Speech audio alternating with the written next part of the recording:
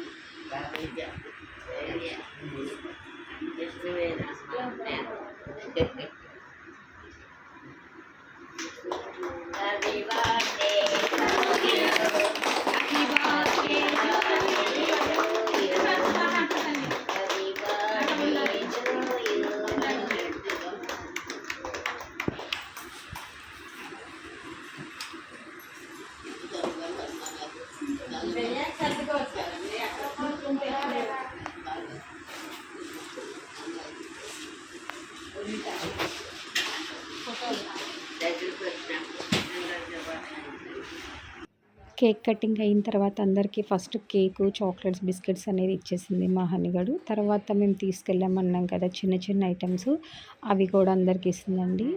నేను మా అమ్మాయిని ఏం అడిగాను లాస్ట్లో చెప్తా అన్నాను కదా, అదేంటంటే అమ్మ నీకు స్కూల్లో ఇవ్వడం హ్యాపీగా ఉందా, ఇక్కడ ఈ పెద్దవాళ్ళకి ఇవ్వడం హ్యాపీగా ఉందంటే, మమ్మీ స్కూల్లో అనేది ఒక రకమైన ఆనందం, ఫ్రెండ్స్తో ఎంజాయ్. ఇక్కడ ఈ పెద్దవాళ్ళకి ఇస్తున్నాం కదా, మనం ఇచ్చిన చిన్న ఐటమ్స్కి కూడా వాళ్ళ కళ్ళల్లో చూసిన ఆనందం నాకు చాలా హ్యాపీ అనిపించింది మమ్మీ. ఇది అంతకన్నా ఇది ఇంకా హ్యాపీ అనిపించింది అని చెప్పి అనిందండి. తను చెప్పిన సమాధానానికి నాకు చాలా హ్యాపీ అనిపించింది.